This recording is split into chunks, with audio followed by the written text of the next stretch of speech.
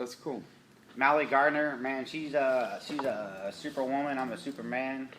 Now I'm looking for my Wonder Woman. There you go. What? Wonder Woman or Superwoman? Which one is it, Gary? So I'm gonna leak this one out. So when I had my car accident in 2009, I got sent to Scott and White. What was it? It's a traumatic hospital. And I went through ICU, got out of there, and then there was like a step down, like an ICU, like level 2. And there was this incredible nurse that was there and basically took care of me for like 3 weeks. Yeah, okay, now I know where you're going with this, yeah. And it was, I've never even been in the hospital maybe once for like some stitches, a shot, broken toe or hand, finger. And no, nothing, just a few broken things, right. Whatever. Normal stuff, for Gary, yeah. So I was stuck in this, what do you call it, like a turtleneck cast to keep my neck in line when I broke it, and cervical 4, 5, 6. And at a point, you have to take that neck collar off. You go to a halo. And I don't know if you know what a halo is, but they put rods on your neck, and they put these screws and to your head. There's about, 8, 10 of them. It goes around your whole head. And you're literally just, like, stuck in one area. Like, talk about, like, just straight plumb, can't move or anything. And yeah, that seems intense. For how long? That's hard, man. Oh, I was in it for a while. So, pretty much, like, I'm so blessed to be here. But to try to untangle things, I kind of did things a little bit backwards. I'm not going to go too much involved just because I'm so thankful for, But what I found out, got news to, I'm actually going to be meeting my nurse that saved my life, and it's been over 12 years. Yeah, she's going to jump with you. She's coming down here. She's wow. Yeah, it's really hundreds of miles out of her way. She's coming to Skydive Space Center. She's not even living, she doesn't live in Houston? No. Oh, goodness, yeah. She's bringing her whole family. That's incredible. She's somehow going to jump out of a plane unless she just comes out and just, like, flatlines, God bless her, knock on wood, before she even gets in that plane. Because I know my heart's going to be pumping, just like, oh, Lord. So she's your Wonder Woman? Yeah, she's my awesome. Wonder Woman. Yeah, and that's cool. The hardest thing was when we put that halo in, it scared the living crap out of her. She goes, oh my God, I can't stand here. I was like, I don't know these people. I have trust in you. You've been taking care of me. Like everything that was going wrong, you were making better. And now I'm going to let someone start putting drills and screws into my head and I don't have your support. I was like, you walk out of that room, there's no halo going on. I'm just telling you straight up. Yeah. She's your Wonder Woman. I was like, you know what, you're going to hold my hand, and guess what? I'm just like, just like, wow. like, oh, Lord, like, you want to say all kinds of words, and you're just trying to suck it in like a real man, right? And she's like, oh, my God, you're like, I don't know how you did that. I'm like, yeah, I don't know how I did it either. I had kind of like no choice if I wanted to make it out of here. I had a goal of like rolling to walk again, wheels of evolution. So they said the halo's going on there, Mr. Bolton. So, yeah, get ready. We're going to put some shots in your head, numb things up, be all right. Like, okay, I'll be all right? So we made it through about 2.5 weeks of Halo duty. It wasn't like Xbox Halo. Right, No, that's gonna be cool, man, for her to. Wow, dude. Rocky Nohan. There's a guy named Rocky Nohan's. He's actually quadriplegic, and he sips and blows through a controller. And he's an extreme esports athlete. Wow. Like, this guy has more views on YouTube, Twitch. Like this guy, like seriously, go home. He's working it. Fuck yeah. He's That's on the awesome, mic. Like this dude is putting in like graveyard shifts. Like he's in there 24 hours. Like that is his platform. Wow. But anyhow, going back to where I was. It's a true gamer. Well, Right. where can people follow you, Gary, and to get involved in these events and these different things for people that that want to be involved in, do something That are inspired by your story. participate and they're inspired and give a shout out to some of your main organizations again and where they kind of follow you, because I mean you're really an inspiration to the local community and anyone who's dealt with the situation similar to yourself. So Even those that aren't dealing with it, man. Sure. I mean, they just in want- some yeah. ways, I think that's absolutely. yeah. But You know what? It's interesting you said that. Because I'm thinking about, like, trying to be me in my world, Gary's world, but I'm in different places doing different things. And it's about living life and overcoming adversities and inspiring others, like you said.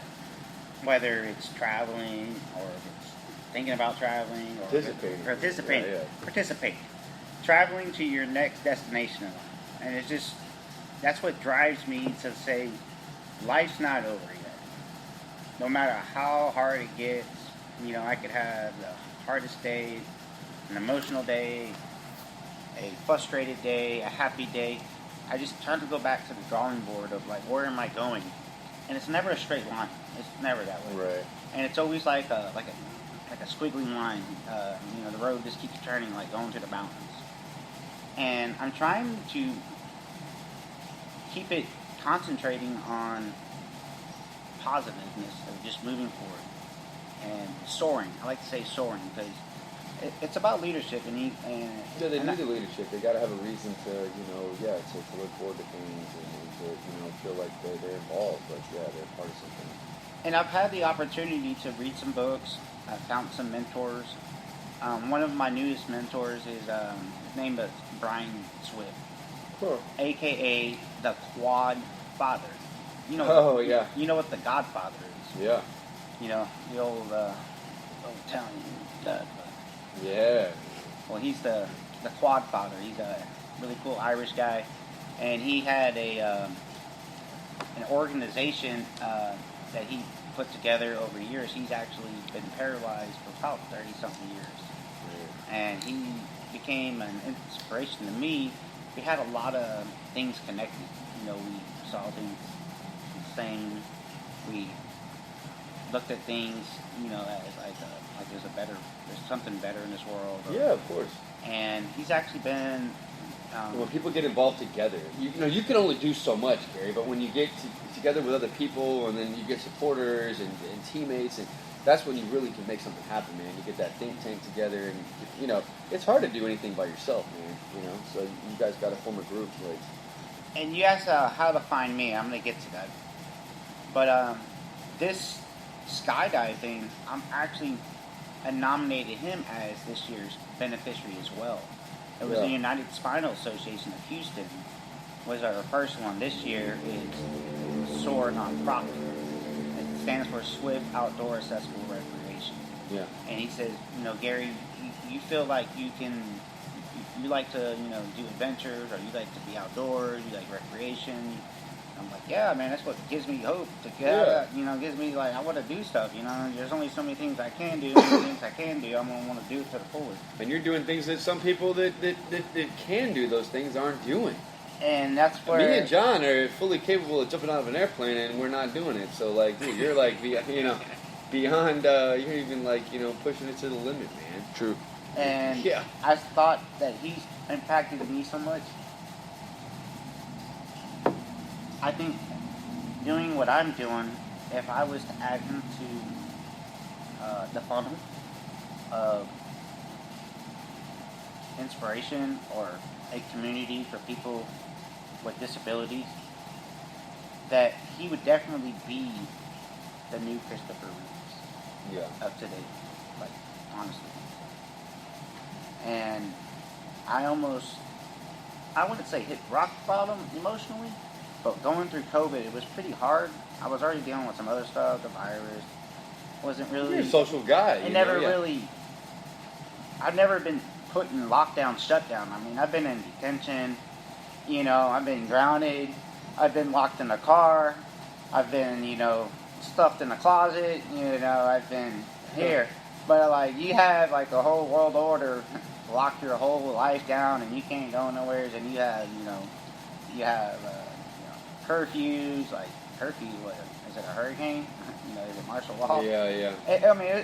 We're not used to this. I've never been around a pandemic. I don't know, like, I don't think anybody our generation has been involved in that or used to it. And some people, experienced it.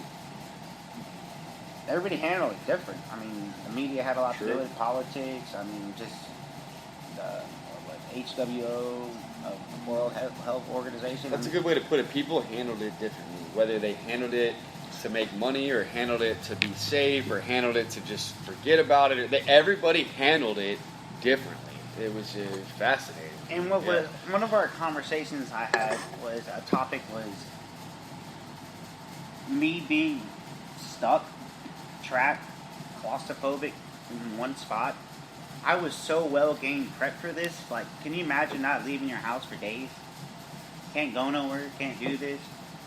That is the real Gary sometimes.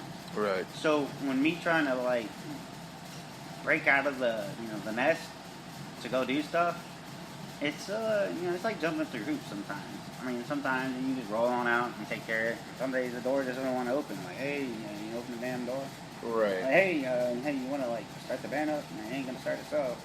But dude, if you don't strive to go to these events and do the things you're doing, I'm not living. That would even be more so. You're right. You may. I feel more trapped. Maybe like my wings are like him. Maybe you feel trapped 1 or 2 days a week, but you're so involved in stuff that you're only maybe trapped 1 or 2 days a week. We're all trapped in that way, maybe not as restricted, but like we're all like, striving to do different things, but you are so involved that you only have that short amount of time where you're not fulfilling your dream. If you were to do anything less, then there would be 3, 4, 5 days a week instead of 2 fulfillment. So, you're living it to where you're like, shit, there's only 2 days a week that I might be, chilling in my chair, chilling in my room. The rest, like, I got somewhere to be and something to do, and something to make a difference in. So one way to always find me, you can always go to Facebook or LinkedIn. Gary Bolton, Houston, Texas. What gave me purpose is when I thought, how am I going to find my way out of this? Who is going to be there to serve or give me guidance or give me a platform to grow from? Right. When you're on the rock bottom, there's this organization called Help Hope Live. Yeah, I think, And definitely Help seen you Hope promote Live that before. was originally a transplant organization. Say if you needed a kidney transplant or some type of transplant, you would go to Help Hope Live. But then now- they grew it to a catastrophic injury. Right, so now they're, hooking people up with probably legs and chairs and, all sorts of different things, they've come a long way with some of that stuff. And really, it's not really they're Holy hooking them shit. up. They're your advocate. So I'm stuck in my room. I can't do nothing, or I can do something.